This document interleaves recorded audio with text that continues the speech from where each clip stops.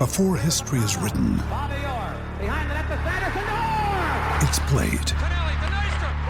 Before it's frozen in time, it's fought one shift at a time. Before it's etched in silver, it's carved in ice. What happens next will last forever. The Stanley Cup Final on ABC and ESPN Plus begins Saturday. When you need mealtime inspiration, it's worth shopping Kroger, where you'll find over 30,000 mouth-watering choices that excite your inner foodie. And no matter what tasty choice you make, you'll enjoy our everyday low prices, plus extra ways to save, like digital coupons worth over $600 each week. You can also save up to $1 off per gallon at the pump with fuel points. More savings and more inspiring flavors make shopping Kroger worth it every time. Kroger, fresh for everyone. Fuel restrictions apply. I am Madison Timmons. I'm Chris Susi. And we're paranormal specialists who live in the most haunted city on earth, Savannah, Georgia. Every day is Halloween in our line of work, so join us as we spin true tales of haunts, murders, and disturbing Savannah history.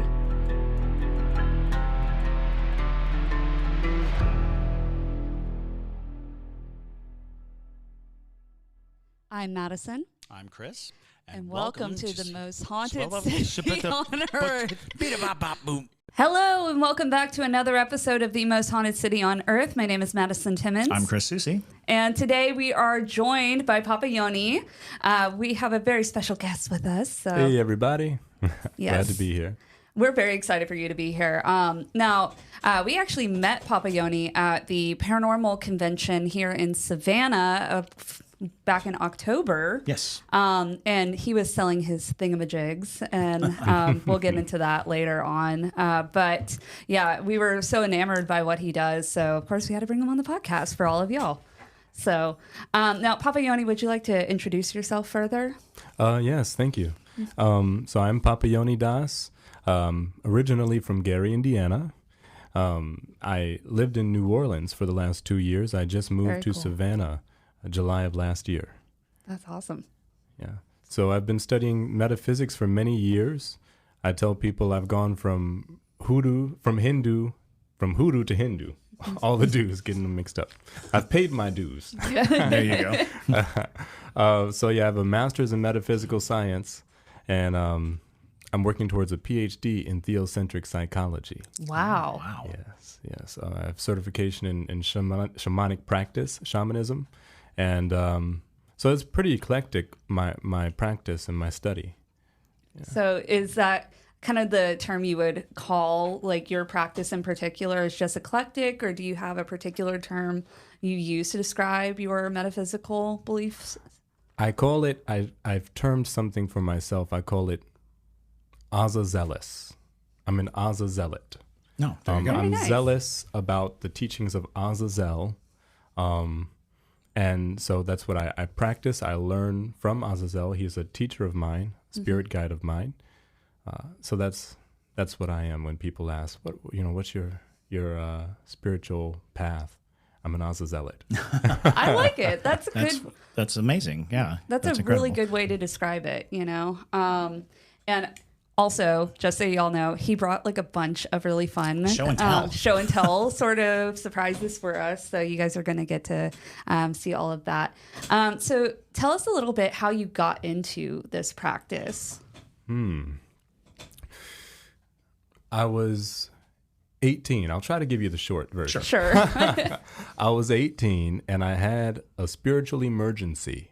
A lot of people, when they come into their spiritual awakening, it's an emergence, and it's gradual, and it's peace and love, and that was not my experience at all. It was jarring. It was frightening. I had a Kundalini awakening, and I didn't know anything about Kundalini. I only know now, after having studied Hinduism, as I said, for many years, and all the other metaphysics. I felt it, if I can describe it briefly. Yeah. It was a surge that went from my groin up to my navel. It was like heat, and it went up my spine, and I could feel it in my center, and it went all the way up to the base of my skull. And I got in a cold shower. I had never taken a cold shower before, but I said, I've got to do something. And yeah, it was horrible. For months, I had residual effects, and I had to heal from that. But this was my shamanic initiation, truly. And if we lived in ages past, where there were, different tribes, different cultures, they had the shamanic healers, the medicine men, I would have been taken under their wing and brought up to be the next village medicine man. Wow. But we don't live in such a society. We live in where we have Western medicine, and so I don't know how the insurance premiums work on that. right? Yeah, I'm just trying to get chiropractic. That's hard enough. But yes, I had a healing journey. It threw my life, upside down. I was in school for acting. I had just started earning my BFA in acting. It was my first quarter. But ever since then, nothing was the same. My drive, I lost that drive to pursue that. My priorities were different. And so that's when I started studying all these metaphysical topics, because I experienced ego death, truly. Mm-hmm. And I wasn't at all attracted to fame and fortune anymore. So I'm a completely different person than I would have been. I'd probably be in LA right now with a lot of money and prestige. Sure. But I probably would not have cultivated as much depth. I would not be as dynamic of a person. I would not be as caring, compassionate. I've heard stories similar to that from people who entered the priesthood. Mm-hmm. The call, that they suggest that, because there's many people who just follow a path to it, but there's some people who have this very intense physical, sensation of being struck by the need to enter into that service. And I've heard it time and time again that call brings with it heat. Mm-hmm. And even I remember when I was researching spontaneous human combustion, the concept of the chakras, firing up, because the way the body burns, they imagine that the association is in that chakra, and then the whole body just collapses in on that, because the slightest misalignment of your chakras can have amazingly devastating effects. Mm-hmm. Yes, absolutely. I completely agree with that. I mean, so do you think that a certain deity was calling for you, or do you think that there was a specific entity that was trying to nudge you in the right direction? I'm not so sure about that. I was coming into being my true, authentic self. Sure. And the ego was not going down without a fight. The ego, it kept me trapped. After I was trying to heal, I had to go back. I had to take a year off from school, by the way. Wow. Yes. But when I returned, I was forced to do these things that the ego had built up to continue in this false life. So I did indeed earn my bachelor's of fine arts in acting, but it was a struggle. Every day was a struggle. I feel that if there was an entity nudging me in that direction, it was Azazel, mm-hmm. and I didn't even learn of Azazel until 2022. Now, is this the Azazel of Judean? He's mentioned in that paradigm, yes. Right? Because and in that paradigm, of course, he was demon. Yeah, he was the he's scapegoat. A demon name. Yeah, he's a scapegoat. And we've talked about this many times on this podcast, that when religions need to address an entity of any power, they immediately, label it with dark terms and dark things. Yes. So that would be the figure that you're speaking of. This is the figure that I'm speaking of. But he is in no way evil. No. And that was something that we discussed too, because if you go against any principled belief that is trying to cast aspersions, they see you as evil just by being different. Mm-hmm. Right. Yeah. So how did you end up getting into working with Azazel? Another long story. I'll keep it short. We don't mind long stories. Yeah, we don't mind. So I met in 2021, the December of 2021, I met a young woman named Sage. On Facebook. It was a Facebook dating group. I think it was called Ayahuasca Dating. and so I posted, I said, I'm planning on backpacking in South America. Who would like to come? And she messaged me. And we would talk every day. We would message each other every day and send voice messages. And we just got so close. I never met her in person, but we had such a connection. And her name on Instagram, where she would draw all these pictures, and they were kind of like dark themed. They had dark themes to them. Her name was Aza is Rising. And she would draw herself, what seemed to be her, but with horns and, kind of dark. And one day I said to her, I said, well, I love this, that there's a second you, this alter ego. She said, well, that's not me. That's Aza. That's my demonic alter. And I didn't question it. I didn't question it. I because I didn't want to think of her as, worshiping demons or, there's a lot of connotations to these things, but I saw her as good. She convinced me to go to Peru.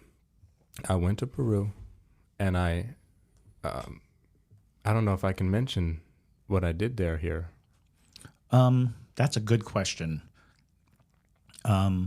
Let's circumvent. Yeah. I mean, I had a good time. I understand. Yes. Yeah. Yes. And people who do understand will understand. Yes. So. And I got a bit of enlightenment that I never expected to get. Sure.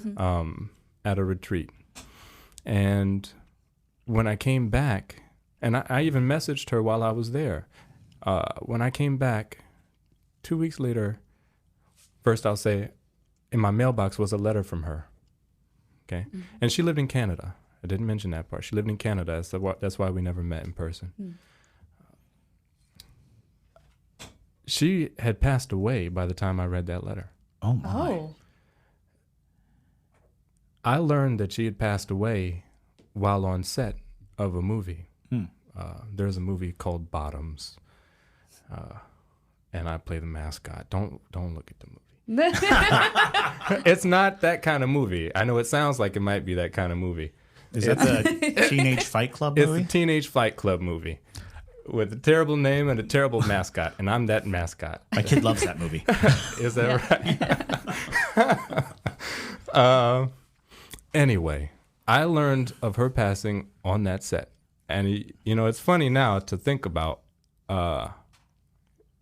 me in this costume. And you saw the movie, what the costume looks like. I've seen the costume. I haven't watched the movie yet. But okay. my kid is literally like, you need to watch this movie. Well, he has a huge phallus. Right. The mascot. He is a dog. And so, people are walking around, laughing, smacking parts of my costume. And here I am just, I'm devastated. I'm crying, Oh. So it's, it's kind of funny when you think about it, but she was my girlfriend pretty much. Sure, of course. Yeah. And, but anyway, getting back to how I came to know Azazel, her mother called me, and her friend reached out to me because this is how close we were. She had spoken to them about me, and her friend said, Sage got into some pretty dark things towards the end there, and she told me that she has a gift, and she was telling me, I know for you, you're supposed to stay closer to the light, stay grounded to earth. And I just was questioning because I never thought of Sage as a dark entity. She was so good to me. And so then I started looking into her drawings and who is this Aza? And so I had a book. It was the Encyclopedia of Spirits. And I looked up Azazel, and it spoke about Azazel. And in the bottom, it said, see also Peacock Angel.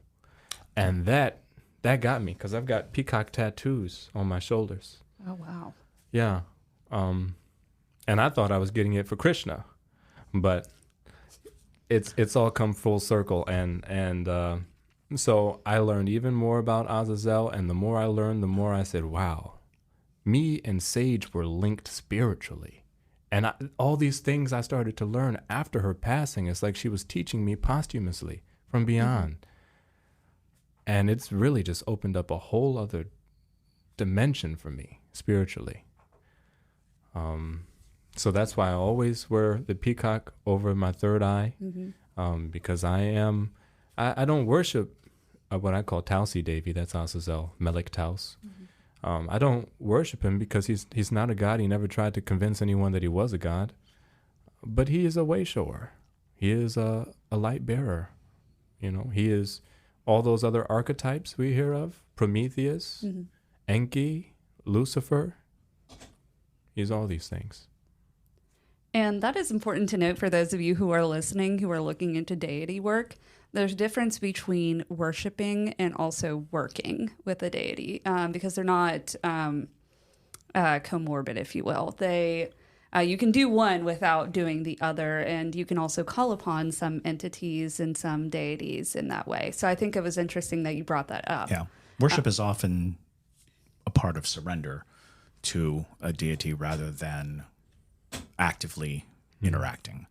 A lot of people make that mistake with their faith, that the faith has more agency than you do.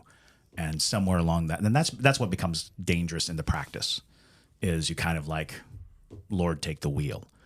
That sensation it's commendable, but the Lord doesn't know how to drive. So be careful. You know, you'll end up in a tree.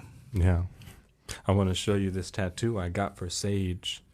This is the last thing she said to me. Oh, Wow. And her name was Sage Rose. And enjoy your adventure was the last thing she said to me. And she was talking about, well, I assume she was just talking about, you know, my Peruvian adventure. Now looking at the timeline of all the messages and everything, and when she passed the very next day after sending me that message. wow. So maybe she was talking about enjoy your life adventure. Sure. But it's very profound. I had never lost anyone I cared about before. So.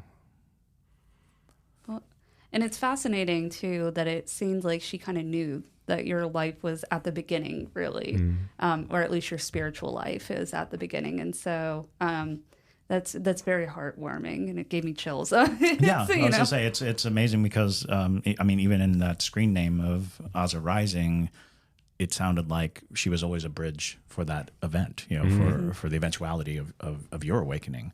Yeah. That's cool. That feels like destiny and kismet and all the things that people are quick to dismiss because they're like, that's coincidence. No, there's no such thing. And certainly not at that level. No, way too many connections to be coincidence. Exactly. So getting into kind of your structure of how you practice, I know you brought on your whiteboard kind of a breakdown of it. Would you like to show everybody? Absolutely. Excellent. So this is my symbol, my logo, if you will, for Azazelis Outreach. This is my ministry, where I try and share the knowledge and teachings that I've learned to help people gain their own spiritual sovereignty, their autonomy, free themselves from the dogma and indoctrination through doctrine that's taken over most people's spiritual lives. So here we have the logo here. There's an A there. Any angle you look, there's an A for Azazel or Azazelis, and there's an O in the middle for outreach. There's an X, you will notice here, an X here, an X here. So that's for expansion, expression, and experience, right? Because that's what we're doing at every stage in our life. We're either expanding, we're experiencing, or we're expressing, right? The Big Bang, when the Big Bang happened, that was an expansion, immediate expansion. Why? The self wanted to experience itself, right? So there was an expansion, and then there was an expression, because the self expresses itself through all of us. We are expressions of the self, the one source. And then the source gets to experience through us. And we are just the opposite. we first have experience, and we take that experience and we express ourselves as a response to our experiences. And depending on how we express ourselves, we are expanding. Really, we're expanding either way. It's just, are you expanding in a favorable way or an unfavorable way?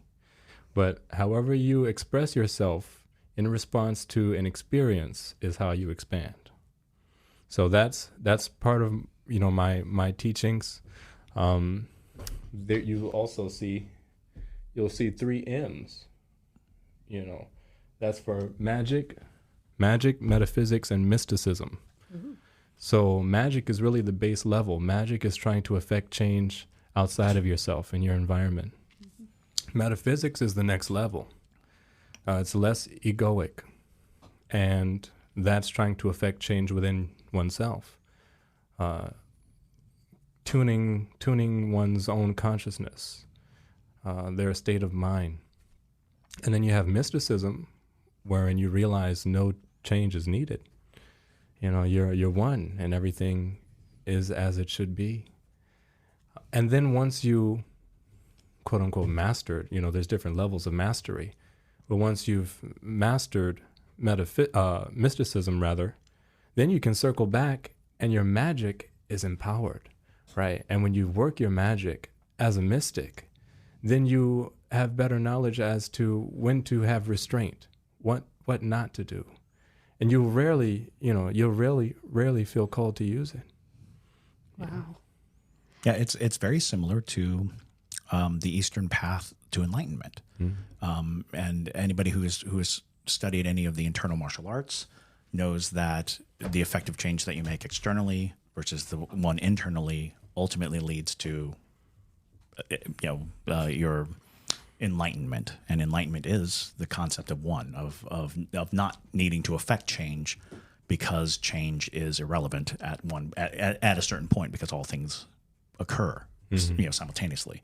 And I find that fascinating that you can come to different brands of it, because I think that almost every esoteric art will have some path to the higher being, and it usually does involve getting through the physical, the ego, getting through that piece of the puzzle.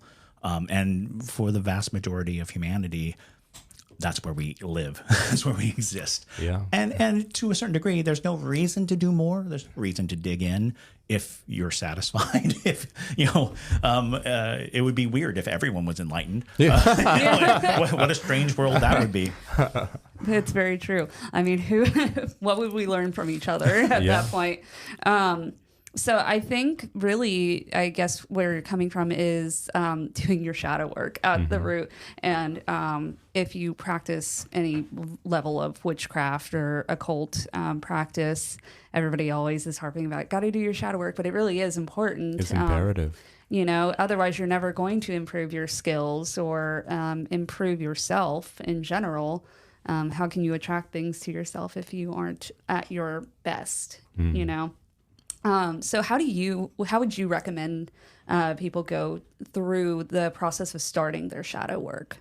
Well, I do offer a thingamajig, and just so everyone knows, a thingamajig is short for think of magic.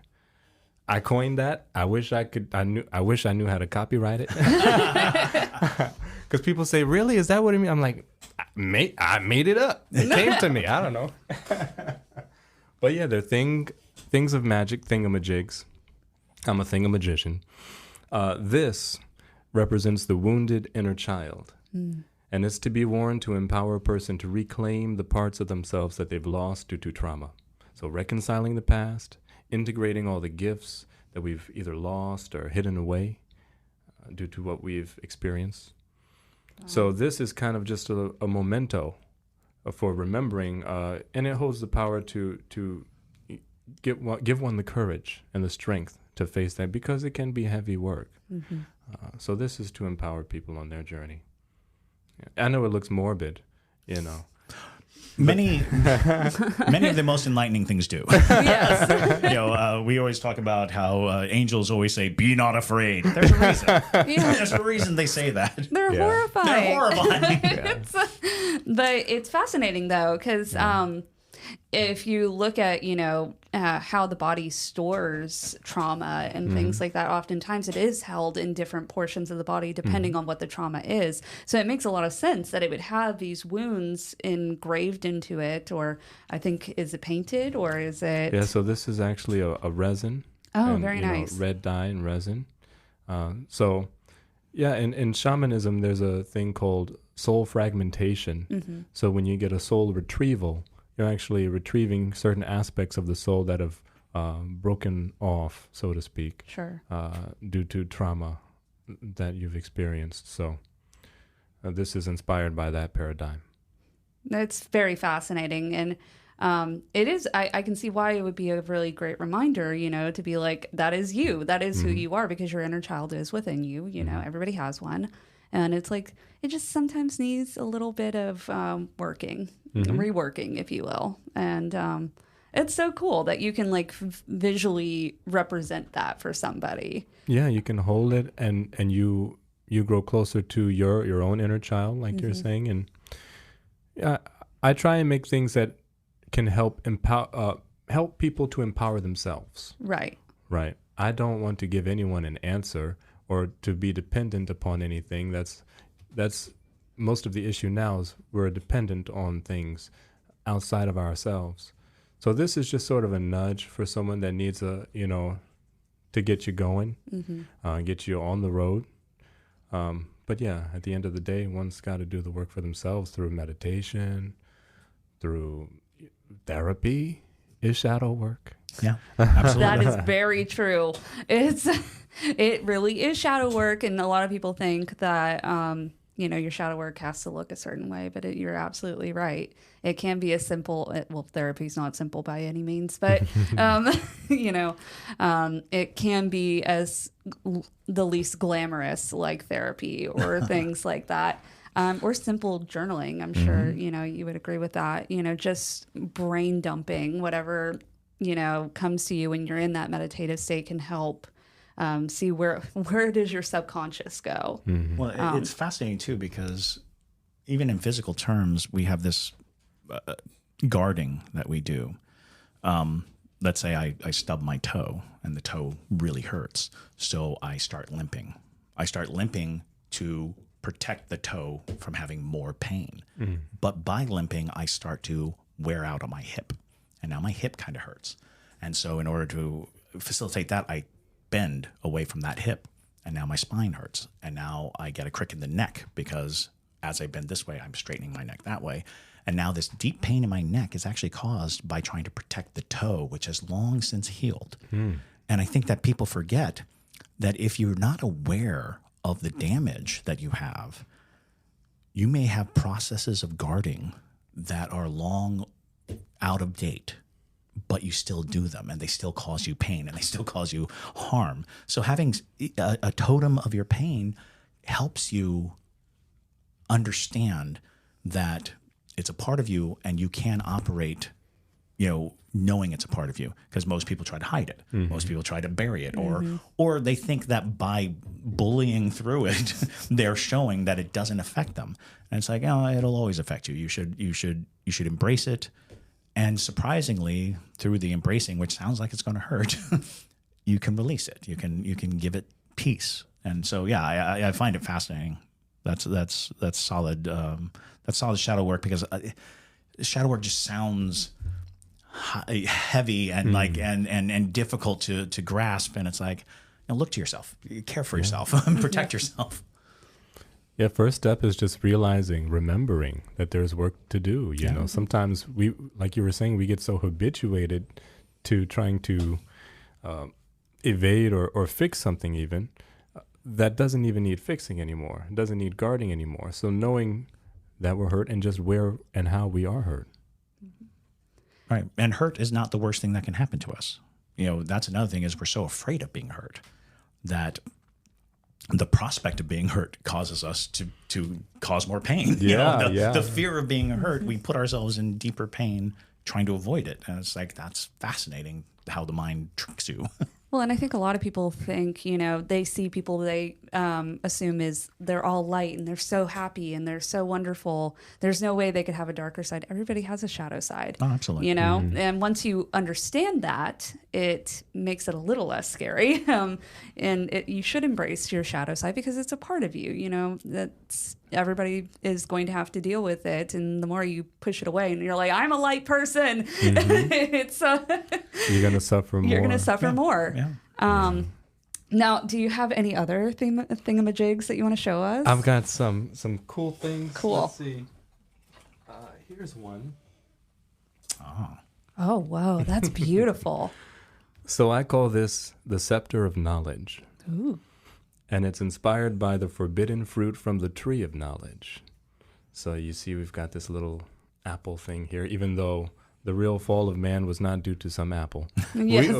We shouldn't even get into that. Yes. That's another podcast. Yes. So I crafted this to help a person to gain occult knowledge. You'd sit in meditation with this. It's just a focal point for that effort. Mm-hmm. And I've got, I'll show you a couple more. This, Wow. That's this beautiful. is a shamanic scepter. And I crafted this. It's a rattle as well. Sure. Mm-hmm. I crafted this to invoke the spirits of the four directions. Very nice. Yeah. That's kind of brilliant. So you do this before you do a shamanic journey. If you want to go to the upper, middle, or lower worlds, you'd use something like this. So this has got amethyst, hematite, lapis lazuli on brass. Right. Very nice. And when I'm making a thingamajig, each piece has, because everything has a specific energy signature, right? Everything in the universe. So knowing all the parts that it's made up of, they all have to sort of correlate and make sense. Mm-hmm. People see this, they see the top of this, and they say, "Oh, I've seen this in my clock." Oh. Hanging, Sure. and it is, right? Mm-hmm. It is, this top piece. Because I take things, and it really was a gift from the universe, this ability, almost like a psychometric ability, to where I'll find something in random places, and something will tell me to put this with that, and they'll fit together perfectly. Wow. I'll give you a perfect example. I used to metal detect, so I didn't bring it with me, the thingamajig, but I found 3 different pieces in 3 different places on different days, and they were just like little doohickeys. That's what I call them before they're thingamajigs. Of course. That makes perfect sense. Yes. The evolution of a doohickey. Yes. Doohickeys and whatchamacallits. But these 3 different things, just little doohickeys, and something told me to put them together. No glue, no welding, and they just kind of fit together. Wow. And it's my favorite piece, actually. So this thing was in a clock, right? Yeah. So this deals with time. Right. Right. This is keeping time, and we know that the spirits are timeless, right? So this is the correlation. Every piece of magic, it's empowered the more correlation it has. Mm-hmm. Any spell you do, any ritual you do, the more, colors, they all have their, correlations, crystals. So as much as you can pack in there and it's cohesive, then the more power is in your piece. So if you're using something like this for let's say you want to project into a different, space, if you will, would this keep you grounded to this plane as well because it's association with a clock, kind of keeping that track of time of sorts? So my intention was to open the space for spirits of all time to come. And when you are in time or in timelessness, there is nothing to fear, right? Mm-hmm. In a I don't know if I want to say void, but in a space of timelessness, there's nothing to fear. Mm-hmm. Yeah. So in that way, it is grounding. Sure, absolutely. They're just so cool. I'm staring at them because I'm trying to observe every bit of it. The hematite is grounding too. It is. Oh, sure. Yeah. Yes. And deflects negative energy. So yeah. Yeah, it's well, and it's fascinating too that you're able to. I agree that you probably do have a some level of a spirit team that is just like putting these things in your place in your path to bring it to somebody else, because you have that innate knowledge that you can just put things together, which is so interesting. I've never met anybody else who does anything like this, so it's fascinating. Does the intention come to you while you're putting the thing, or not thingamajigs, the doohickeys together? Do you know already what the intention's going to be, or Sometimes I don't. Really? Most often I don't. It's just kind of revealed to you. Yeah, Wow. it's revealed. I'll look at it and I'll say, Yeah. "What is this?" And then it just comes through as to what it is. But the whole time I'm told how to put it together, you Right. know, and what to put with it to empower it, to infuse it with more power. Because once you put a particular energetic signature with another, it creates sort of a whole new spirit. And that spirit has the power to do different things, manifest different things. that's fair. And this does bring about sort of a realization of the path to mysticism, or the path to understanding the energy around you, is that you can read, you can study, you can hit the books, you can do all these things, but a lot of times you will find your own path. Like, even if you're in a highly structured religious dogma, or being told very uniformly the recipe towards enlightenment, it has to be a personal journey. And oftentimes, because I think that's what happens right now, is there are a lot of people that are relying on the book, on I'm going to order that book because it's going to tell me this, or I'm going to order that book and it'll tell me this, and I'm going to study it up. And it's like, you might be removing yourself from a process by not fully expressing your faith in action, or your faith in moving, because this is endlessly fascinating to me, and I'm curious as to what is your thought on the future of Azazelatry? What do you imagine? Is it a singular path? Are you looking to have people join you on that journey, or is it merely your way of defining the energies that are around us? I would like to see the energy of Azazel kind of spread and sort of promulgated throughout the world. Sure. Azazel's an androgynous energy. We're in the age of Aquarius, and this new age is an age of balance between the masculine and the feminine, dark and light. It's an age of enlightenment, and we're coming out of the Piscean era, an age of control, manipulation, lies. So really, the Azazelian energy is the energy of the age. It's not for nothing that he's reaching out, to people, and the more star seeds and the more they call them Indigo Children. Sure. Yes. The more of these really rebel angels that are being incarnated onto this planet, and there's over 100 million right now on this planet, the more they can infuse this planet's, psychic atmosphere with their energies. It's an energy of compassion. It's an energy of enlightenment, of higher thinking, and not just rugged individuality, which we see a lot in the Western world, in our Western culture. But you have to get it within yourself before you can, share it with anyone, or share in it with someone. And it's so interesting that you bring up Indigo Children, because I find that so fascinating as well. Can you kind of explain a little bit, because I don't think we've ever talked about this on the podcast. Which is surprising. Very surprising. Actually, I think we may have, in like the first clunk, we brought it up. We didn't do a deep dive. Yeah. But I know that we probably have at least mentioned it. Right.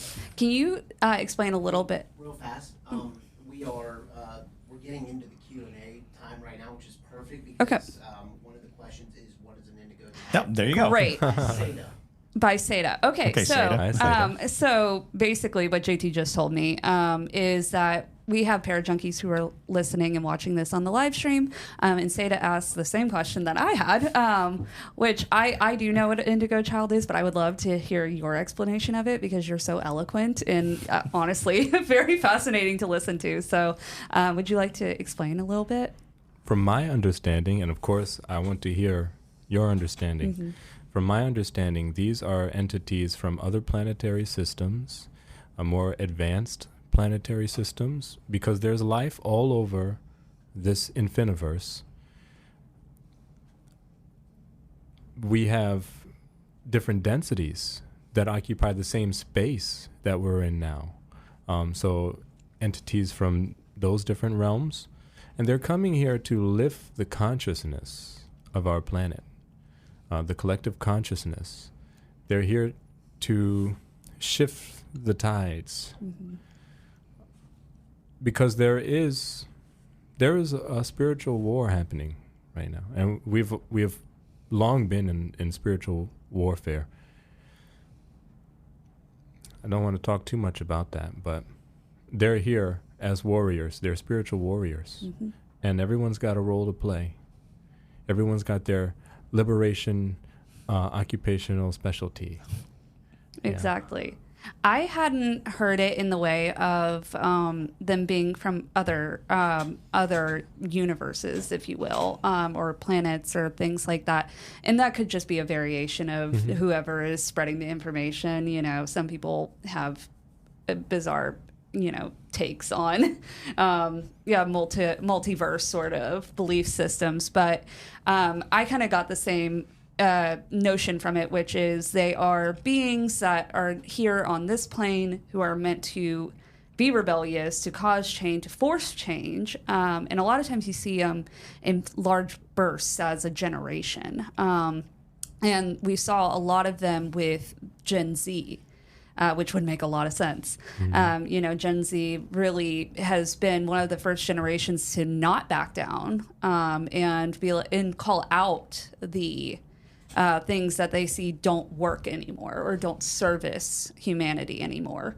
And so I think that partially is because they are made up so much of these group of spirits, if you will.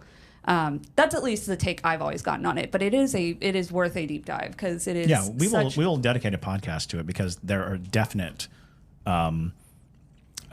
aspects of it that fit into people's belief in ufology, people's belief in parallel planes, alter dimensions, all these things, because it seems to always be about these singular people who have a purpose to bring an awareness of the universe to everyone else. And there's some wonderful documentaries and books out there on the subject, and we can definitely do a deep dive. And we can do a deep dive in that same breath as the starseed as well, because starseeds are a whole different realm of being, if you will. But JT has sent me some of the questions from the Parajunkies. So first off, The first one from every Parajunkie. So popular. From every Parajunkie, have you ever considered a side hustle in ASMR? Absolutely. I've not. I've done like one voiceover thing before. Of course, having come from an acting background, but well, maybe it's something you should pursue. maybe I should. I've gotten that before. Yeah, Right. Honestly, yeah. And then the next question comes from Megan. What brought you to Savannah? So I was in New Orleans, and I was doing a show called the Alice Cocktail Experience. It was Alice in Wonderland in a bar. That's fun. Yeah, it was half scripted, half improvised, and I met a woman. Her name is Ilana Laboraine. And That's her name. That is. It's also very New Orleans. She's now my girlfriend. Oh, very excellent. nice. So she got a job offer for SCAD. And I was about to leave New Orleans anyway. And I was going to head back up north to Chicago. And I did do that. And it just so happened she was going there to visit her sister. the month after I went, and she said, well, why don't you come back and live with me? Because we were missing each other and everything. And so I did. I came here, and I've been here since, and it's been great. Well, we're happy you're here. And honestly, I'm sure you've enjoyed the spiritual community in Savannah, because there's quite a big one here. A lot of people don't realize that when they move here, because we are in the deep South. A lot of people are like, people aren't into, all the spirituality and things like that. But there are witches. When you find it, it's great. The thing I've noticed about Savannah in particular, more so than most every other place I've been to, and I've been to a lot of places around the country, the community aspect here, when you do find a community and you get involved somewhat, they pull you in. They do. They pull you in. Yeah. I was at Front Porch Improv, and of course, having come from acting, I had to go and, do a show or a class. And so I did a class and did some shows with them, and they always invite me to come perform. Yeah. That was surprising. Yeah. And at Cosmic Corner, I hang out with them and, did a book club, The Artist's Way. And ever since then, Yes. I'm still, they invite me to things. So it's very different. You don't have to claw your way into community. You just got to show up and support as well, reciprocation. And it's really awesome. And both of those groups are fantastic here in Savannah. Absolutely. If you ever come to visit, go see a show at Front Porch. They're wonderful, amazing improvisers. And same with Cosmic Corner. They're not improvisers, but they're amazing people.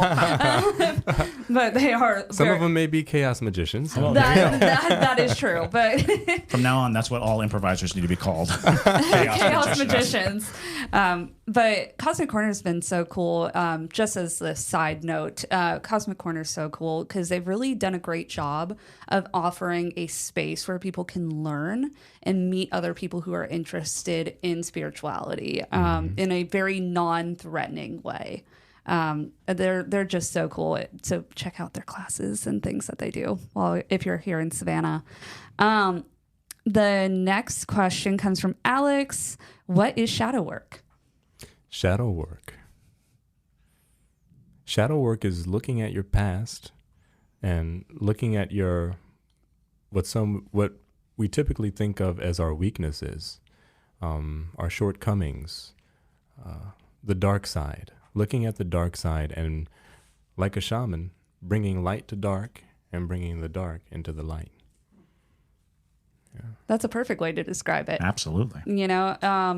And Alex, we can also do a deep dive into things like that as well, if that's something you're interested in. Shadow work it's a broad topic, and it really is varying depending on. And is oftentimes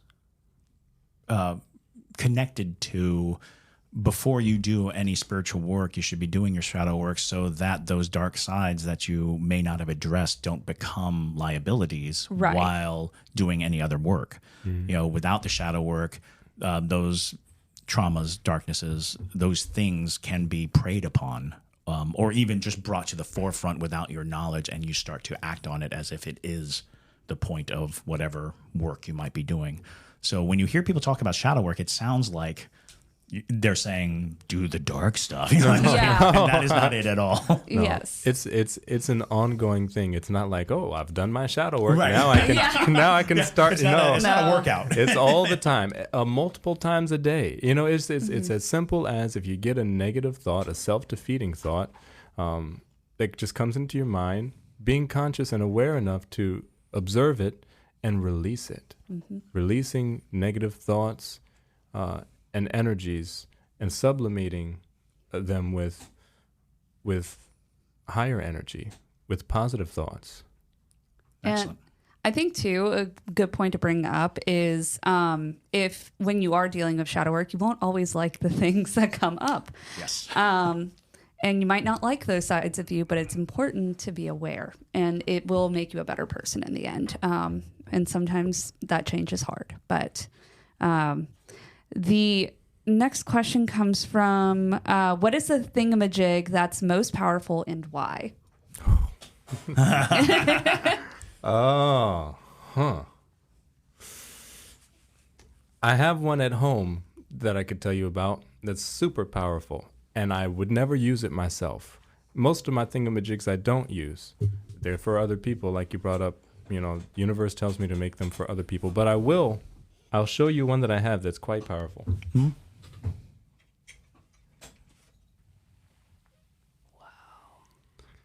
So this is a timeline tuner. You guys, have you seen the movie Everything Everywhere All at Once? Yes. Absolutely. That was like the best movie, and it got the award for it. So it was so good.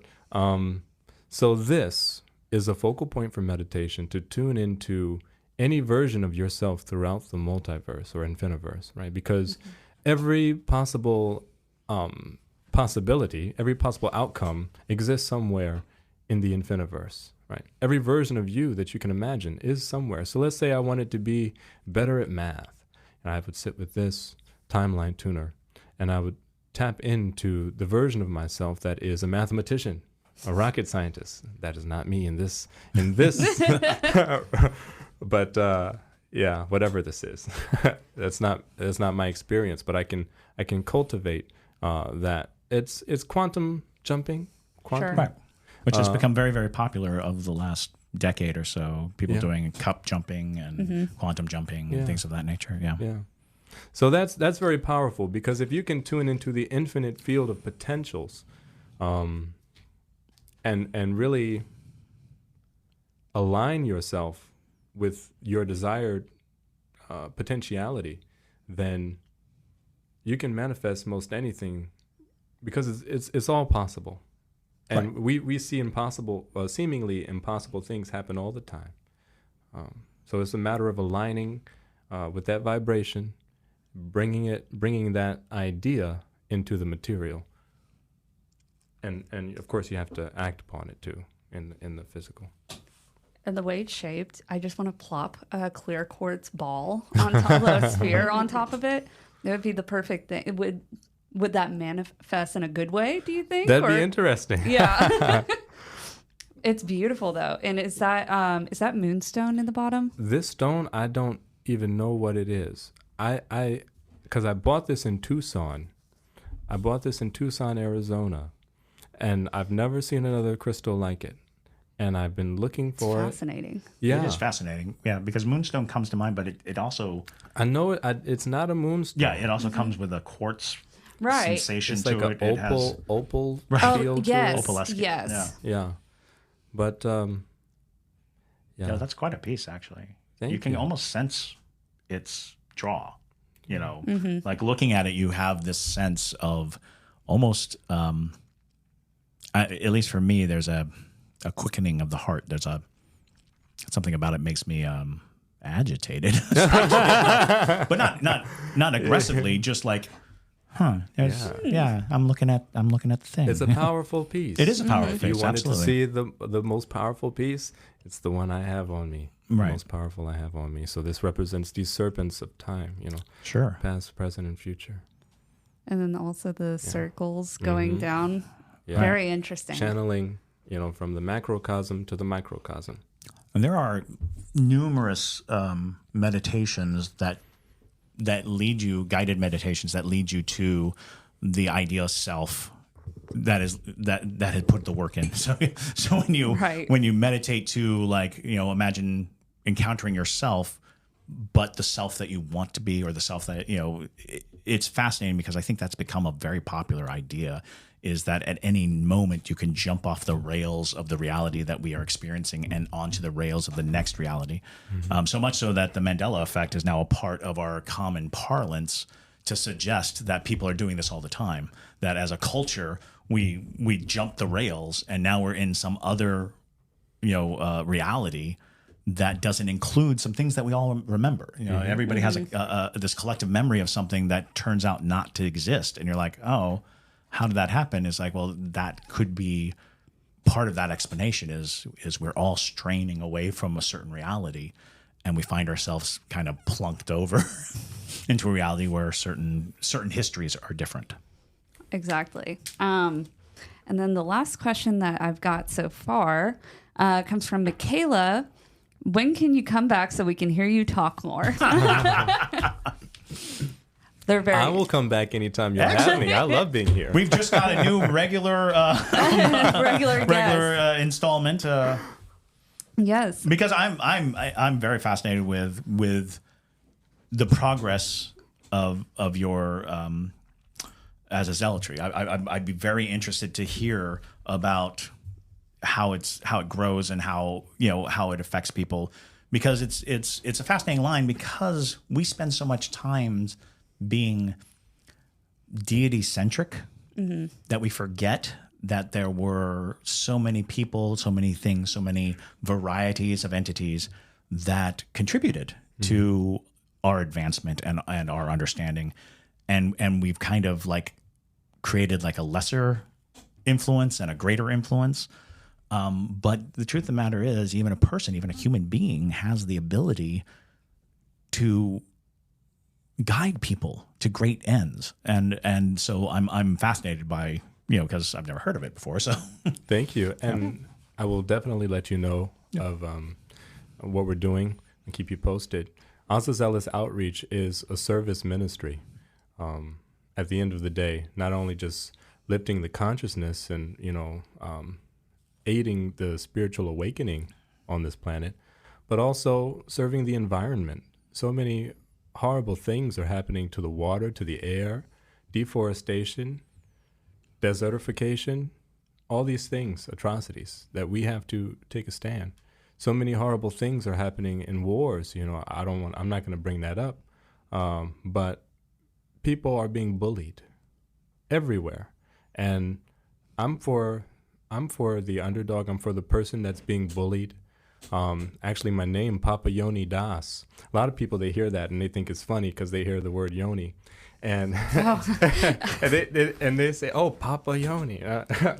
It probably doesn't mean what you think. Yeah.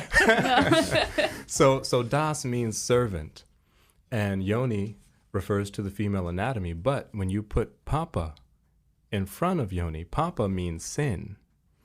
So Papayoni means one born of inauspicious circumstances. This would refer to the marginalized, the disenfranchised, the oppressed populations of this world. So servant, Das, to the marginalized, to the people that are being bullied.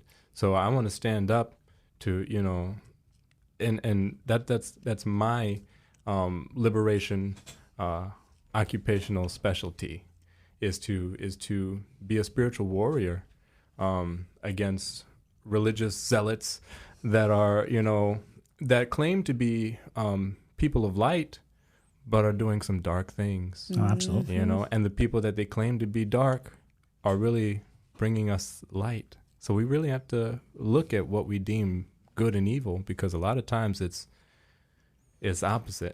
Exactly. And sometimes it's devastatingly obvious, when you really just stop to look at the mechanics of these things. Mm-hmm. That really does bring about a wonderful retrospection of the fact that the times are compressing us to action. All of the things that you listed off are reasons to rebel, are reasons to stand up and fight. And now the question is, are we going to? Exactly. Yeah. And one last question, actually. There is, it's from Coley. What is Hi, yours? Coley. Yes. Hello, Coley. She's a new parajunkie. What is your suggestion for someone who feels called to or interested in practicing shadow work? What is my suggestion for someone who feels interested or called to do shadow work? Be prepared to change. Be prepared to give up all that you've been, all that you've had, all that you've known. Things that are not serving you, they will be stripped from you. If you truly want to advance in your life, you have to be ready to surrender everything for a higher taste and for the highest, greatest good of all involved, not just yourself. It is not an egoic endeavor. When you undergo shadow work, the result is going to be for the highest, greatest good of the cosmic web. And Also, that's a great answer. Yeah, solid. That's a very solid answer. Also, too, like you had mentioned, we're in the age of Aquarius. You might be feeling that way as well, because this is the time where things that are not serving people are being ripped away from you, because that is the nature of Aquarius. It's and because Aquarius is in Pluto right now, which is Pluto is the planet of death. Pluto does the same thing where it's like, that's not working for you, honey. So you need to go get you a thingamajig and work on your shadow self,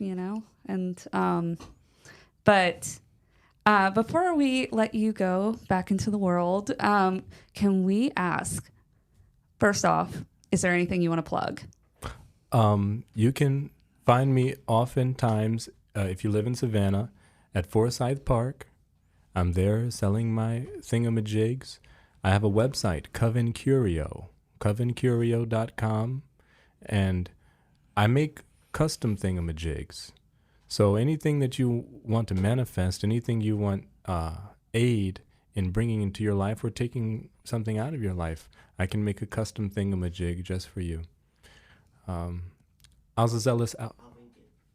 Thank you. Yes, JT said that he'll link it. Azazelis Outreach on Facebook. We're building a community here in Savannah, and hopefully it'll, branch out. TikTok. Yes. I'm on TikTok as well. I'm not so technologically savvy, but I do post on TikTok, and you can find me at Azazelis_outreach, AZAZEALOUS_outreach. And then one last question. What would you say is your magical tip of the day? Magical tip of the day. I can you qualify that? Okay, yes. What would you say, what's one thing you can do today to help progress your way to enlightenment, if you will? One thing you can do today to help progress your way to enlightenment. You've got to be open. And like in my ministry, there's expansion, there's expression, and there's experience. So knowing, before you embark on something, knowing just what you're going to get out of it. Are you going to experience? Are you going to expand? Are you going to express yourself? That's what life is about. So if you find yourself in a position to where your magic workings are not going to express what you really want to come across or convey, it's probably best to let that one go. Is it going to expand you in a way that you want to be expanded? Right? Is it going to expand you to depths, another low cycle, a valley that you'll have to climb your way out of? Or is it going to expand your horizons towards ever greater manifestation? So these things we have to think about, and it's easy to remember. XXX, XXX. Expansion, expression, experience. That's a great tip of the day. That's perfect. Perfect. Well, thank you so much, Papayoni, for coming in today and talking to us and answering some of the Parajunkie questions. I know that they thoroughly enjoyed this. So, and we've thoroughly enjoyed just listening to you and talking with you. So, thank you. This has been so fun. Thank you so much for having me. Absolutely. And like Papayoni said, you can follow him on TikTok, on Facebook. So go check him out and send him lots of love. But with that, thank you guys so much for listening to today's episode. And my name is Madison Timmons. I'm Chris Susi. And stay spooky, y'all.